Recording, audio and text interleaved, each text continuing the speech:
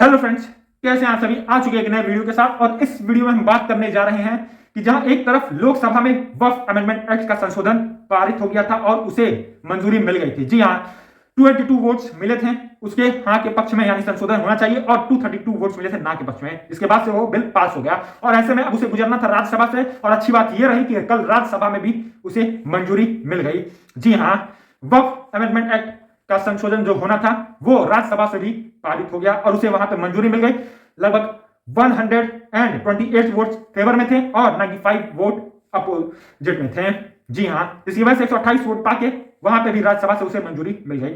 इसी के बाद पूरे के पूरे भारत में हंगामा मच गया है। और ये सिर्फ एक राज्य या फिर एक जिले की बात नहीं है, बल्कि बात है पूरे के पूरे भारत की। आखिर जुम्मे की नमाज के बाद लोग सड़कों पे क्यों उतर आए? उनके दिल में एकदम गुस्सा था, उनकी आंखों में एकदम धड़कता हुआ ज्वाला था। लोग इतने ज्यादा नफरत में थे, हाथों में वो बड़े बड़े कई सारे बोर्ड लिए हुए खड़े थे और सड़कों पे खूब हंगामा कर रहे थे, खूब सारे नारेबाजी कर रहे थे कि वक्फ बोर्ड का ये जो अमेंडमेंट एक्ट ये लोग लाए हैं और जो संशोधन किए हैं वो सब वापस करें।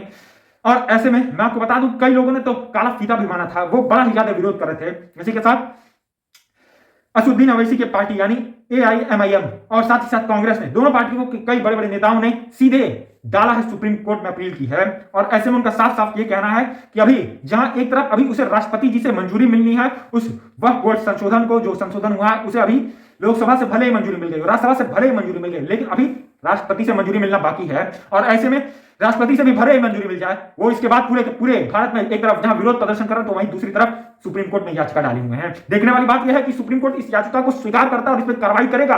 क्या वो लोकसभा और राज्यसभा से पास हुए इस बिल को वापस कर देगा या फिर उसमें बदलाव करेगा?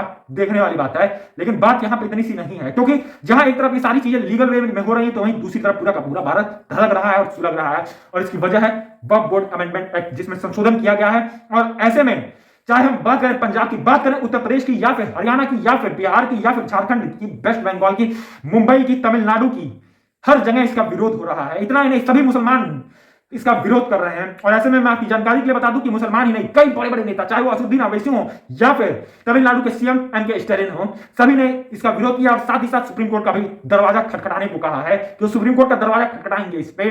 और ऐसे में सोचने वाली बात है। इसी साथ मैं बता दूं, यूपी के सभी डिस्ट्रिक्ट को हाई अलर्ट पर जारी कर दिया गया है और देश की स्थिति बड़ी ज्यादा नाजुक है अभी के टाइम पे सबको डर लग रहा है कि कुछ भी हो सकता है, कहीं पे भी दंगा मारपीट हो सकता है, तो जैसा माहौल है। ऐसे में सोचने वाली बात है। और इसी के साथ आपकी क्या राय है, आप अपनी राय हमारे कमेंट सेक्शन में दीजिए। साथ ही मेरे चैनल को सब्सक्राइब कीजिए, वीडियो को लाइक कीजिए।